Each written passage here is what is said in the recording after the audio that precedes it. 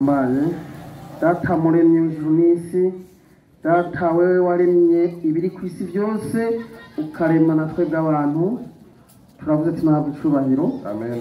Turagushimiye ukuntu tuzigamye kuva mu gatondo kugera ino saha turi bazima, twese tugihemba impwemu z'abazima. Turavuze ngo ntuhabwe icubahiro data. Amen. None no mwanya turi hano muri iki kibanza tuje kuvuga ubutumwa, bwa butumwa wadusigarana igihe watubwira kuduze mu ijuru, kandi ukatubwira kutuzogera kutujana iwawe, ngo aho uri natwe abariho tuzoba. None kubw'ivyo mwami, ijambo ryawe rigiye kuvugirwa hano, mpwemu wawe ashishikare kuritahuza imitima ya benshi n'imitwe ya benshi, kugira ngo bakumenye mwami ko ari wowe wadusigaranye igikorwa. Turashaka mwami ko bose bamenya ko uri umwami. Tuguhaye mwami kuganza umwanya uri imbere wose, programa dufise zose awari azitegeka. Ico twase kitwivangira muri satani n'abadayimoni turabibohesheje mu izina rya Yesu. Reka rero tugirwe ko duhagurutsa umwigisha ku ruhande rw'abakristo ku cigwa kivuga giti hagati y'abayisilamu n'abakristo ni bandari ba antikristo. Iminota 20 umwigisha umwanya ni gwawe.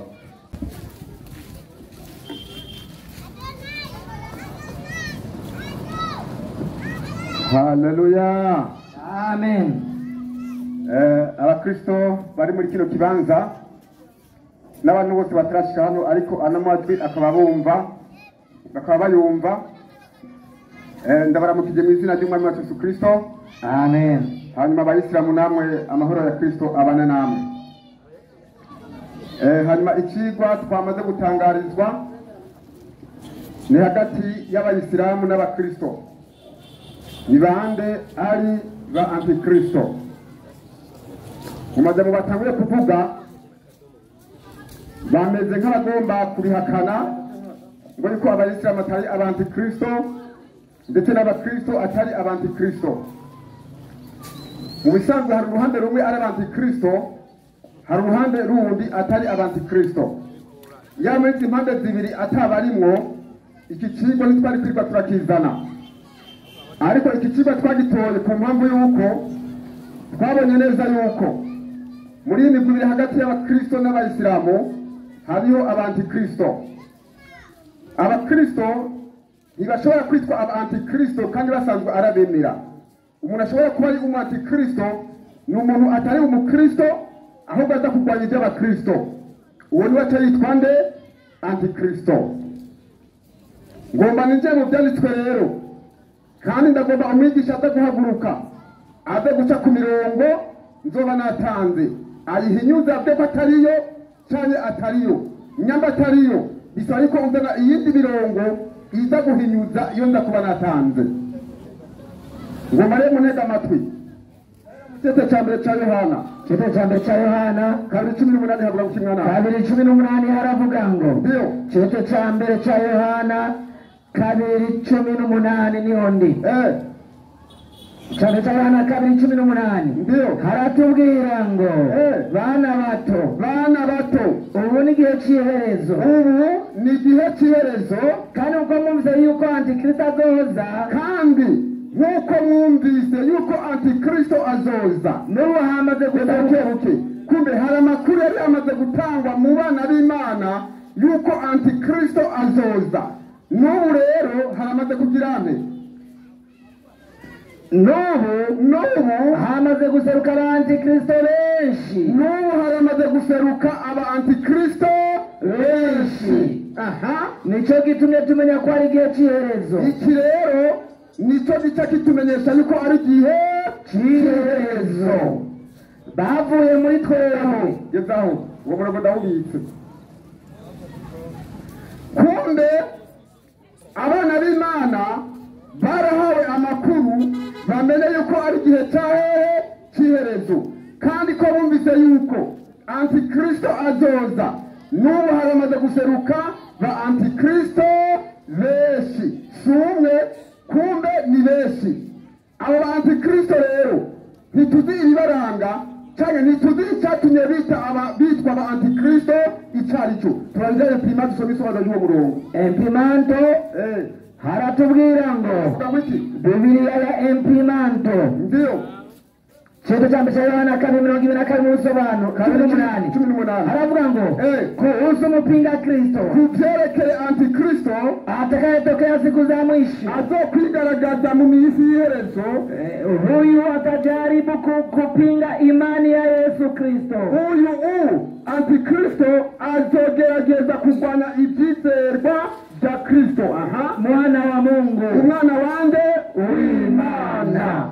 Basi kumbe ikizogaragaza rero antikristo, kuko twumvise yuko mu minsi y'iherezo bazoseruka, kandi baramaze guseruka nabo ni benshi. Abo nabo ibibaranga bagerageza kurwanya ibyizerwa bya Kristo yasize ngaha ku isi, kandi bongere bahakane ko Yesu ari umwana wande w'Imana.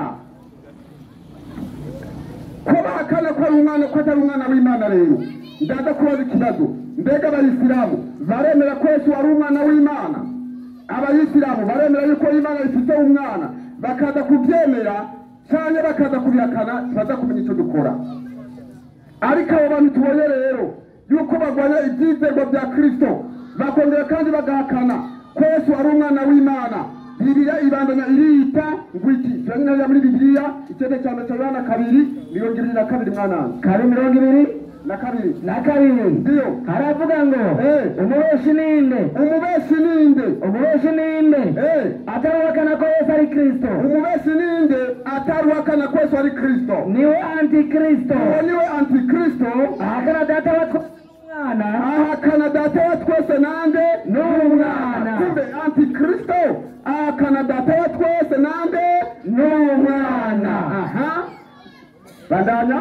Umuntu wese ahakana umwana, umuntu wese ahakana umwana, na data wa twese namufise, na data wa twese namufise. Kubw'ibyo umwigisha ku bana bw'abayisilamu ataguhaguruka ngaha agahakana ko Yesu ari umwana w'Imana, uyo ni antikristo, kandi na data wa twese namufise. Mu yandi magambo bisigura yuko atamana agira. Basi wasema takbir. Yesu akbar. Haleluya. Amen. Kubw'ibyo rero turaza kuraba mbega by'ukuri ko tumaze kubona ibimenyetso bitugaragariza ba antikristo abaribo. Reka mbanze mfate igipimo kimwe. Mbega by'ukuri abayisilamu barizera ko Imana ifite umwana? 19:88 Kurani mwanani 19:88 Al-Karim. Cha gitabo kidasoma mu izina rya Yesu kiravuga. Ubashire ku munzane 19:88 haravuga ngo n'amakafiri usema. Umbiriza ngo abapagani baravuga bati, abanyeni baravuga ngo Mwenyezi Mungu wa rehema amejifanyia mtoto. Imana nyene imbabazi nyene impuhwe ngo yarirondereye umwana. Bila shaka mmeleta jambo lichukizalo kabisa kwa kusema hivyo. Ataneka mwazanye ikintu kibabaje by'ukuri kuvuga icyo kintu. Zinakaribia mbingu kutatuka kwa tamko hilo. Hanyuma ngo ijuru yagerageza gushaka gutaragurika kuri iyo mvugo yo kuvuga yuko Imana ifite iki? Umwana. Na ardhi kupasuka na milima kuanguka katika vipande. Hanyuma isi yate imigaga, hanyuma imisozi nayo ivungagurike. Bandanya 21. Kwa kule kudai kwa Mwenyezi Mungu mwingi wa rehema ana mtoto. Bigeze kuvuga yuko ngo Imana nyene imbabazi nyene impuhwe irafise umwana. 92 aho nyene bandanya. Wala haiwi kwa Mwenyezi Mungu mwingi wa rehema, kandi ntibishoboka yuko kubera yuko Imana nyene imbabazi nyene impuhwe kuwa na mtoto ko ishobora kugira umwana. Iki ni igipimo rero twabonye muri Bibiliya. Batubwiye yuko antikristo ni umuntu ahakana data wa twese, akongera agahakana n'umwana. Kubw'ibyo rero umuntu ahakana ko Yesu ari umwana w'Imana, uwo muntu ni antikristo, kandi nta n'Imana agira. Uyu murongo dusanga muri Korani utubwiye yuko bidashoboka yuko iyi Imana Allah isengwa n'abayisilamu ishobora kugira iki? Umwana. ukoresheje iryo jambo ijuru ngo rirashaka gutabagurika, hanyuma isi nayo ikata imigaga, hanyuma imisozi nayo ikagumagurika ikike umunwenwe. kubera iki? ngo ntibishoboka yuko aba ashobora kugira umwana. mbega abayisilamu, uyu murongo uretse muri korani uhakana ko aba adafite umwana, muremeye kwemeranya nawe ko ari ukuri kugira ngo itwe aba antikristo cyangwa murabihakana? baraza kutubarira.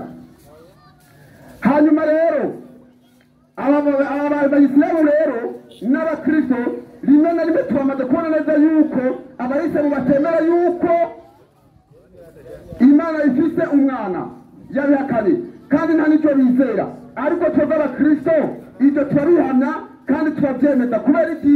iyi mana nyine ubwayo muri bibiliya irabishingira intahe ko Yesu ari umwana wande, ari umwana wayo. Matayo 17:5 umwana wawe. Matayo 17:5 haravuga ngo 17:5 haratubwira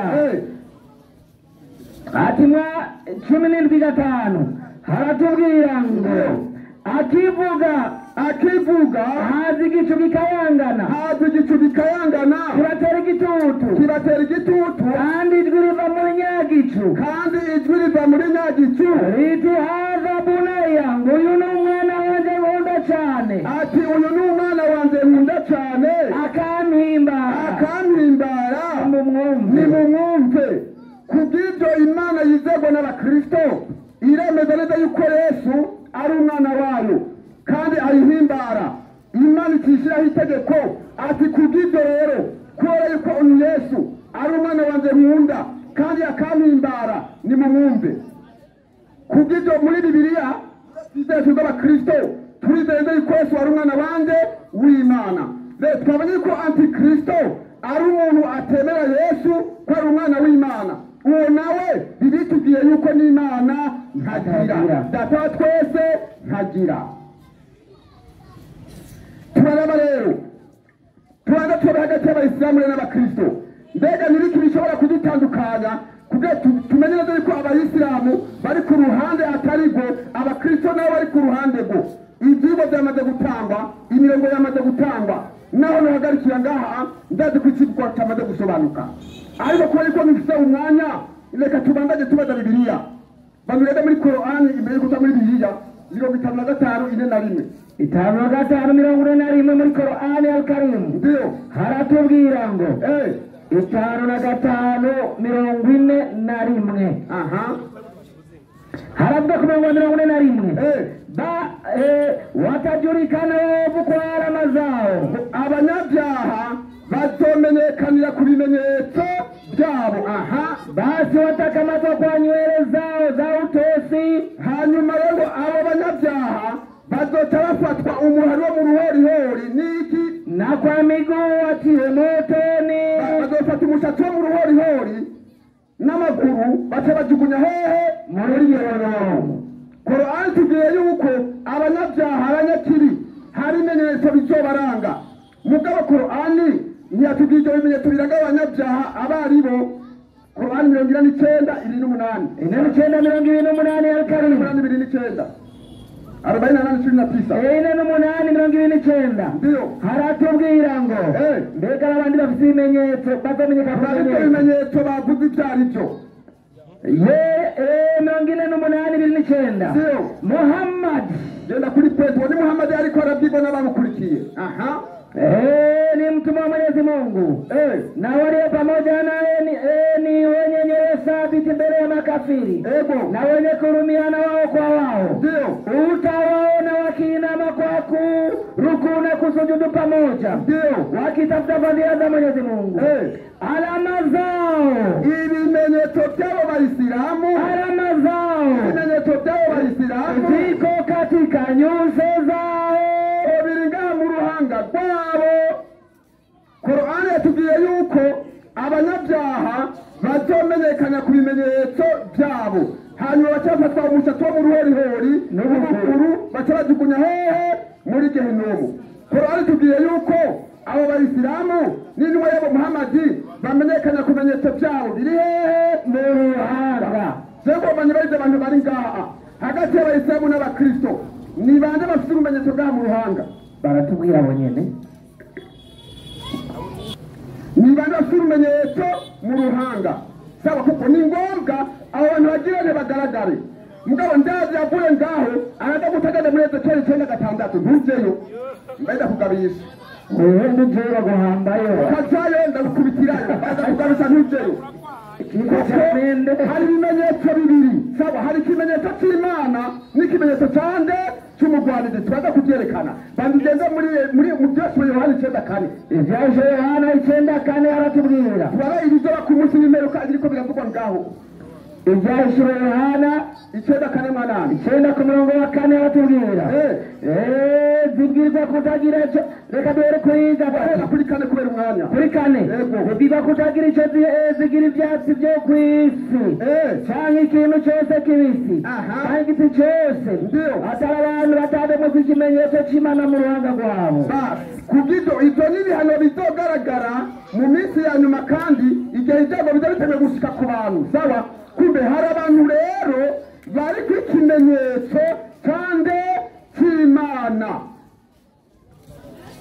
sawa uwo n'umugwi umwe kumbe hariho ikimenyetso cy'Imana yadomye ko abantu bayo mugabo na Satani nawe arafise ikimenyetso adoma ko abantu biwe 13:16 byashibaho nyene 13:16 baratubwira igitabo cy'Ivyahishuro Yohana kiratubwira cyakindi yandikira ku kizinga Fatima kiravuga ngo kigera ko bose aboroshe n'abahambaye n'abatunzi n'aboro n'abidegemvya n'abagurano bashigwa ku ikimenyetso ku kiganza cy'iburyo canke ku ruhanga kubw'ibyo icyo gikoko nacyo cyarategetse abayoboke bacyo yuko basigwa ikimenyetso ku kiganza cy'iburyo cyane mu ruhanga kubw'ibyo hari ikimenyetso cy'igikoko yadonye ko abantu biwe hariho n'ikimenyetso Imana yasize ko abantu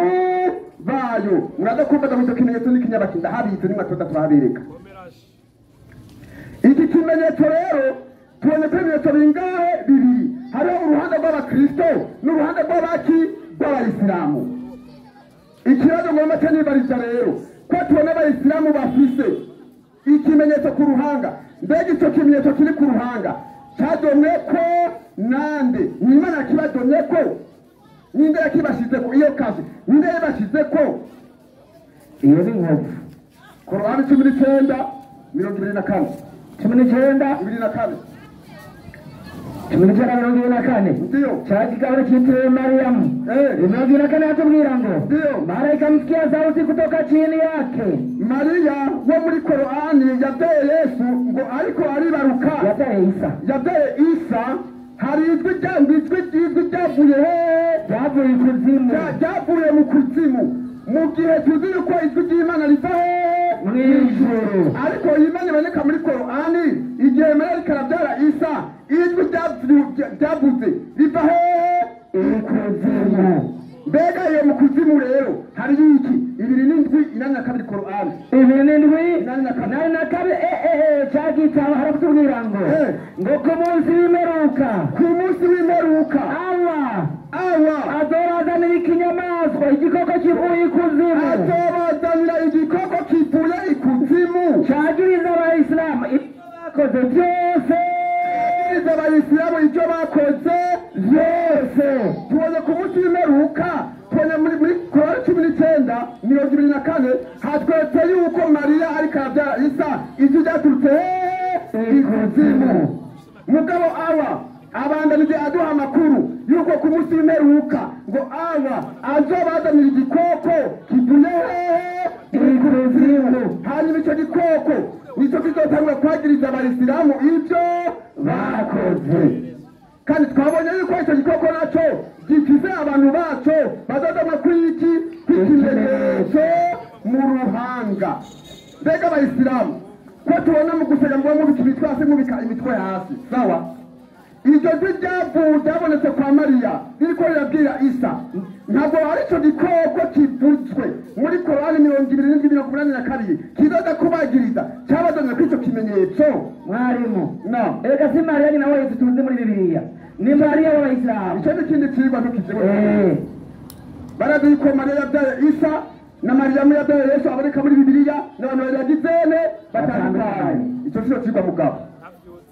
Kubw'ibyo rero ni ngombwa abayisilamu mkija hapa njoni mkapite kwenye hoja zangu bazice kozo imirongo yose natanze ngo uzaca kuri umwe ku wundi muze mwakane ibi bintu yuko mwebwe mutari aba antikristo. Kubera iki? Bibiliya yamaze kutugaragariza, iratwereka neza yuko umubeshi ninde ataruhakana ko Yesu ari Kristo. Uwo niwe antikristo, ahakana data wa twese n'umwana. Umuntu ahakana umwana na data wa twese na kirame ntaramira. Kubw'ibyo abayisilamu bakaza ngaha bagahakana yuko Yesu ari umwana w'Imana. Rimwe na rimwe abantu bagikuze ngaha mutumenya yuko abayisilamu ari bo ba antikristo. Kugira ngo nibo yaba antikristo ni ngombwa muze mwemeranye n'ibyo Imana yavuze muri Bibiliya ko ari by'ukuri ko Yesu ari umwana wande w'Imana. Ukabyanka waje kurwanya Kristo kandi uri antikristo. Yesu abahezagiye kazi.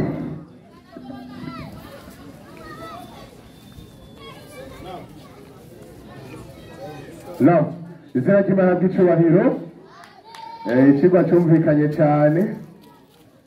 Reka duhereze abayisilamu nabo. Kumbure hari aho jewe canke uriya n'abandi baba bahora bacibaza ko cyane, ariko uno munsi novuga ko ari wo mwanya kugira ngo umwe wese aze yumvirize, asesangure kabisa, agosora, ashire ku rutaro canke kuri balance, ashire ku munzana, yumve ati umwarimu ariko arasoma neza canke yigisha ivyinjira ninde. Tafadhali kabisa. Naam. Assalamu alaikum wa rahmatullahi wa barakatuh. Wa alaikum assalam wa rahmatullahi wa barakatuh. Reka tubanze dushimire Uhoraho Allah subhanahu wa ta'ala.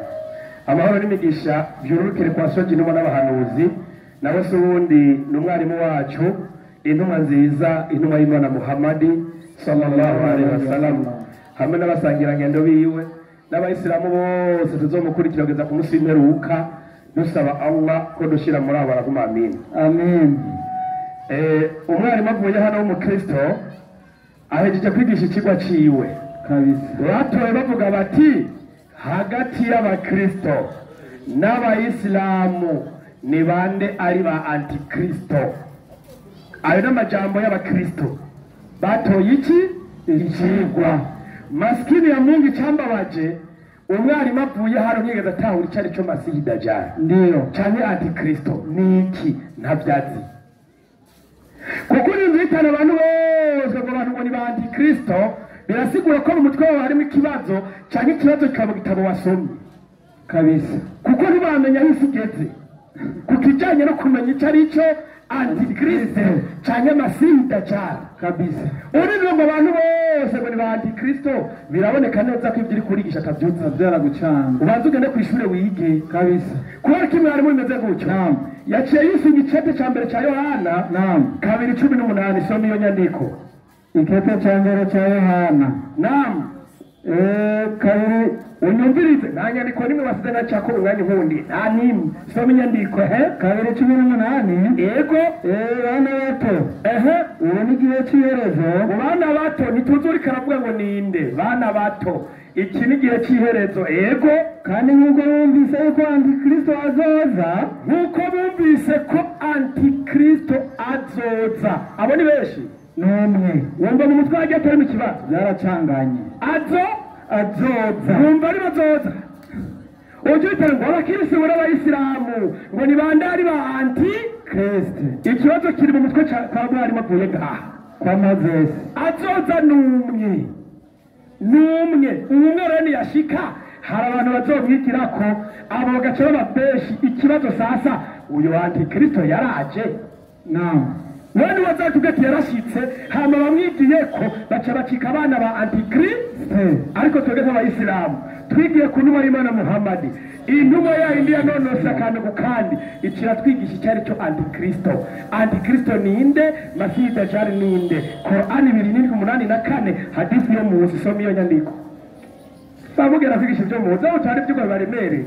mutanashoboye no kwigisha ni ngorane. Soma inyandiko. Inasema hivi, Avuga ngo iki? namba ya hadithi katika Swahili Ibn Muslim imepokelewa kutoka kwa Ibn Salihata kudaifata Ibn Asidi. Ego Amesema yaravuze ati alikuwa mtume, alikuwa chumbani na sisi, mutume inuma y'Imana Muhammad ngo yari mu cyumba ari kumwe natwe, tukiwa tumeketi nje yake, tuba twicaye hanze y'inzu yiwe.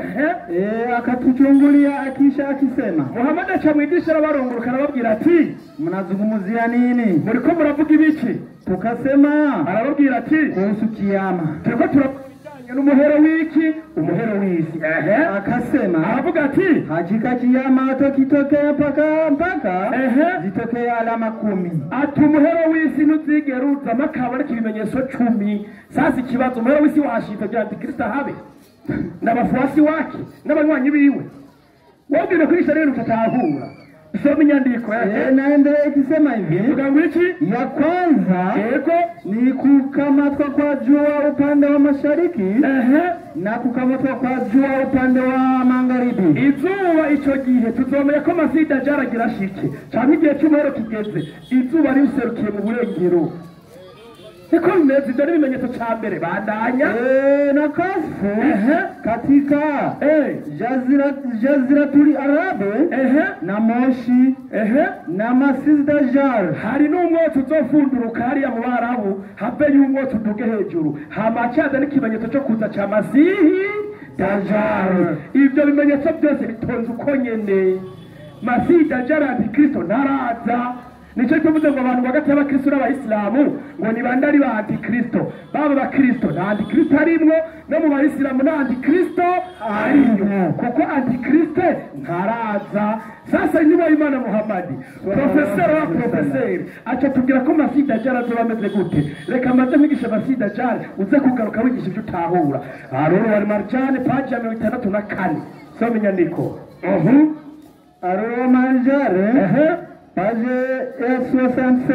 64. Naam. Inasema hivi, Ego hadithi ya Ibn Abbas radhiyallahu anhu, ipo ya kuitwa Ibn Abbas, Imani mwishimire. Ego kutoka kwa Mujahidi amesema, yaravuze ati ipo kwa Mujahidi yaravuze ati tulikuwa kwa Ibn Abbas, twari twicaye kwa Ibn Abbas, watu wakamkumbuka Dajjal, abantu baca bibuka yanyigisha y'intumwa y'Imana Muhammad yabigisha Dajjal Antikristo. Ego naye akatwambia, arababwira ati kati ya macho yake, hagati y'uwo Antikristo, hagati y'amaso yiwe pameandikwa neno kafiri, mu gahanga kiwe handitseho ijambo kafiri. Soma hanyuma 3:5 tumenye ingene bimeze. Hadithi ya ya Abdullah ibn Umar, mtume amesema, bivuye kwa Ibn Umar nawe yaravuze ati n'umwa y'Imana yaravuze iti siku moja mtume atigiye cy'intumwa y'Imana Muhammad alimutaja Masihi Dajjal mbele za watu na akasema, yaravuze ibijanye na Dajjal Antikristo, baravuga bati hakika Allah, mu by'ukuri uhoraho Allah hana jisho moja. uhoraho Imana yogira byose umuremyi w'isi, ntagire uzomwitiranya Antikristo ariwe Dajjal. uhoraho Allah ntabwo handitse afite ikimenyetso nk'icya Masihi Dajjal, kandi nta jisho rimwe agira. Eleweni kuwa Masihi Dajjal, ati uyu Masihi Dajjal ana jisho moja la kiume, afise ijisho rimwe ry'ububafu. Limeze gute? Jisho lake limekuwa kama zabibu iliyochomoza. Ijisho rimwe rirahumye irindi rirakanura, hagati yo ngaho iryo y'amaso abiri irihumye n'irikanura handitse ijambo kafiri. Mwigisha uwo niwe Masihi Dajjal twigishwa n'intumwa y'Imana nde Muhammad, ariwe Antikristo. We rero sinzi kuba mubonye mwahuriye urahambwira. Sawa, aca aragenda mwarimu nawe asimbira muri Bibiliya nyene ngo mupinga Kristo ngo niwe Antikristo. Siko yavuze Bibiliya imprimante page ya 224 muri Bibiliya imprimante nyene yasomye wenyine. Ndagukosore kamwe gukandi muri Bibiliya namenye niko page 2024 urabona hano zakamenyetso 2024 ahantu zakamenyetso 2024 inasema hivi, avuga ngo iki? inasema kisha nikaona mnyama mwingine ati mbona igikoko kinini ya cyane akipanda juu kutoka katikati inchi naye mbona igikoko kinini ya kiduza kiva mw'isi yego naye alikuwa na pembe mbili mfano wa mwana kondoo yari afise amahembe abiri yigereranije nk'umwagazi w'intama yego akanena kama joka aravuga nk'inzoka mbiki naye atumia uwezo wote wa mnyama yule wa kwanza mbele yake ati yakoresheje ubushobozi bwa gikoko cyabayeho imbere yiwe acaza kwerekana ngo icyo gikoko ngo ni twebwe abayisilamu inna lillahi wa inna ilaihi rajiun mu mutwe birapanze neza badanya mnyama mwingine huyo ati icyo kindi gikoko kuitwa baadaye nabii wa uongo ati uwo ni nabii wa uongo ku bakristo nao antikristo ni nabii wa uongo itone nyigisho genda usome ibitabo birimwo bandanya uwo nawe ni mfano mbona karorero wa wakristo wabaya waislamu takbir Allahu akbar uwo ni mfano wa kristo wabaya kutababwiye ko bibiliya yanyu ariko ko mwebwe muri abakristo babi ba antikristo mugabo gucabisha ku bayisilamu bateze na antikristo byari ibitabo byawe byo kwipondera byonyine acharaza gwehe kuna bayisilamu kumbe ni wa kristo waba ya si hawa sio wazuri wabaya hawa ni hao huo mnyama ni hawa kudaurasha ni watone ikigo iki acaragenda mwarimu aja muri Yohana wa mbere 2:22 yarutsa umwanya ari muto Yohana wa mbere 2:22 Yohana wa mbere 2:22 yego haragira ati yego umubeshi ninde atawakana ko Yesu ari Kristo umubeshi ngo ni wa undakana ko Yesu ari inde Kristo reka ndabu wa mbere umubeshi Mateyo 16:22 nuzurabisha ku basilamu rabi wanyu ubutumwa bwiza uko bwanditswe na Matayo ibyo biri wanyu yego 16:22 aragira ati hera 20 maze yanikiriza abigisha ngo Yesu yihanikiriza abigishwa ngo yagira umuntu babwira ko ari we Kristo urumva Kristo ni Yesu yagira umubwira ko ari wende Kristo ngo Kristo rwanda akana ko Yesu ari inde Kristo Yesu ngo ntagira babwira ko ari wende Kristo urumva ku bwenge bwawe Kristo ni Yesu niwe hakanye bwa mbere cyera nza kurega ku byose atubwiye duhakane wenyine uhakana Yesu bite Kristo nkuko bibiliya aho Yesu yagize gute yabyivugiye uje kurabisha ku bayisilamu ibyo cyari wanyu acara kenda mwarimu asubira muri Korani 19:8 nyarutsa mwarimu 50 ndayiheze 19:8 kamwe kukandi na gukosora uno munsi bameze neza sabi yandi Korani 19 8:8 haragira ati na wao ati husema kuwa Arahmani mwingi wa rehema atora Imana ugira byose ana mtoto ati baba bavuga ko Imana ifise iki umwana bandanye hakika mmereta jambo la kuchukiza mno ati mwebwe mwazanye kijambo kibabaza cyane kuvuga ko Imana yavyaye ifise umwana yego nakaribia mbingu kupasuka kwa hilo ati amajuru n'isara ko gusadagurika ko urwo rujambo kuvuga ko Imana gute yaravyaye none gusubiriyemo nta mwisilamu yemera ko Imana ivyara kuko Imana ni saminda cyangwa kwitwarinda Imana icubero cyayo irarema uyise ko ivyara uyise kiremwa ubwo rupagani acaragenda muri yo Matayo 10:5 urumva nguyu ni wo mwana wanje nkunda bakamisi sawa Yesu ngo Imana yamwise ko ari umwana kuvayo 4:22 hariya kutagiye uriya cyo tumitana ko ari antinde so binyandi kunyarutsa kuvayo 4:22 haragira ati 4:22 yego kandi uzubarire Farao uti ni kuragize ngo Israeli n'umwana we w'imfura uwo nawe ni Kristo ngo Israeli ngo ni umwana w'Imana w'iki w'imfura awutegeza kwanza kumenya nifigira do style iyihe yakoreshejwe mu kuvuga umwana w'Imana ntibisigura ngo Imana irabyara iyo ni imvugo ngerera nyo ku bakozi ibikorwa byiza bihimbara iki Imana ariko Imana ntiyigera ibyarana ubwiza birabyarwa n'ujambo rusesema rubabaza Imana nk'ubupagani uciye hano umugore aca aragenda mwarimu muri Korani 55:4 ngo ibimenyetso by'abanyabyaha urumva ngo Korani ngo ntiyabivuze aca aza kubyerekana muri Korani 8:29 some iyo nyandiko Muhammadu Rasulullah some iyo nyandiko mwarimu nyarutsa 55 4:8-9 Korani 4:8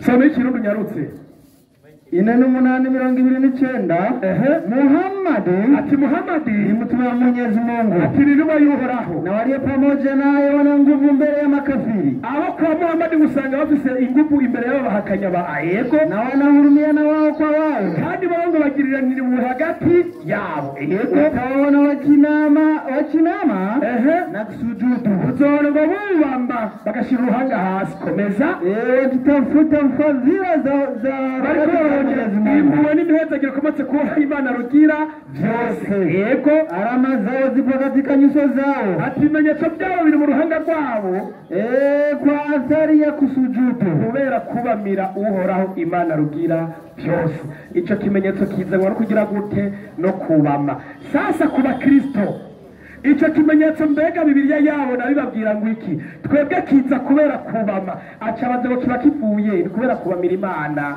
niko kiza nta n'ikindi wokora utubamira Imana nikiza ico kimenyetso sasa kubwa Bibiliya Ezekiel 9:9 fanya haraka 9:4 naam aragira ati unyarutse aragira ati yego nukura aramubwira ati genda unyuragire hagati mu gisagara muri Yerusalemu madushira ikimenyetso ku ruhanga rw'abantu banishwa n'ibizira byose nico gituma twebwe kiza twubamye ko turababazwa n'ingene musenga Imana mukavuga Imana mukayibeshera ngo ni Yesu mukavuga ngo Imana yarabyaye biratubabaza bikaturiza kompeza bikorerwa hagati muri ico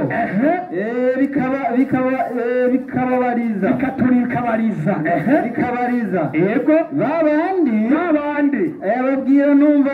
ababwira numva ati mugende muce mu bisagara atigera mucera mu kibitoki mukurikire Moses muririke abamarayika tigenda mu ijisho ryanyu ntirigire uwo riziguriza ati ijisho ryanyu ntirigire n'umwe riziguriza ntihagire n'uwo mugirira akagongwe ngo ntihagire n'umuntu n'umwe mugirira akagongwe mwice kandi mutigize umutama n'umusore n'umwigeme n'abana bato n'abagore ego ariko ntihagire umuntu n'umwe mwegera ahubwo ngo ntihagire umuntu n'umwe mwegera iyo ni Imana itumye abamarayika muri Bibiliya ego mubare kw'ico kimenyetso ati ko bavuze ikimenyetso nimukoreko mugabo ba Moses atakiriko tirigita nyawumbiriza arabandanya kandi muhere ku rushengero rwanje rwera bahera hariya muri Fekabu hariya Moses asengera utagira kwimenyetso baca umutwe abamarayika iyo ni bazoza ibyo gutabivuze si sawa harimo aca aragenda mwarimu aja mu byashiro Yohana 13:16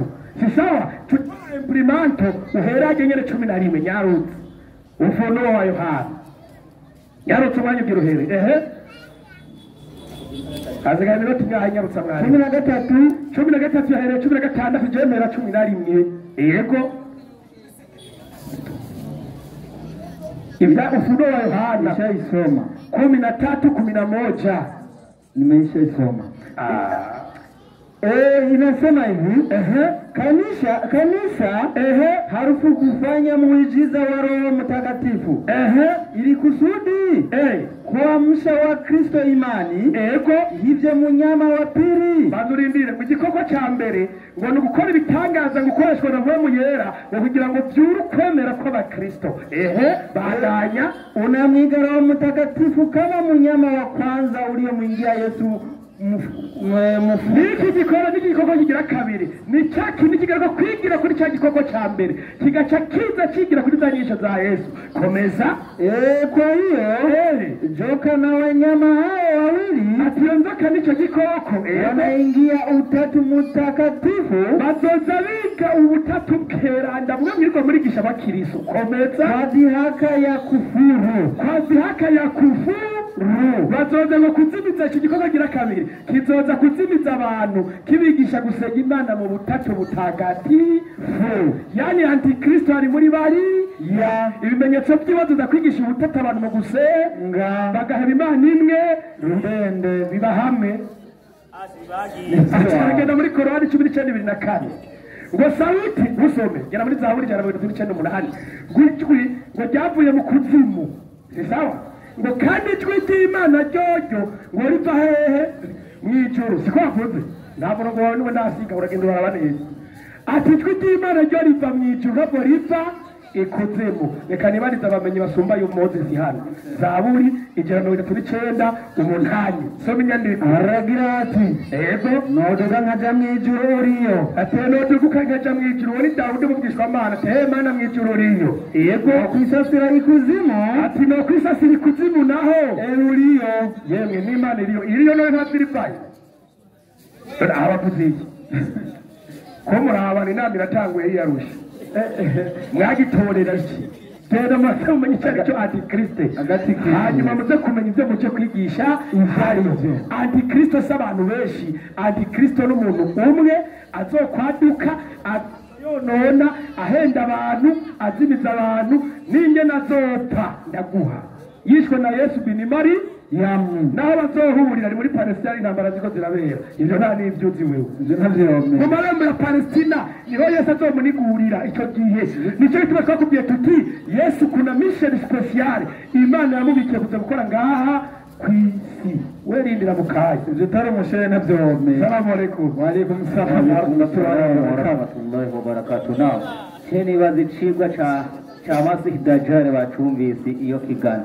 Nsabe rero muhagarikize ku ruhande rw'abakristo ahagurutse umwigisha wiyo kugira ngo tubandanye n'icigwa cacu kivuga giti hagati y'abayisilamu n'abakristo ni bande aba antikristo.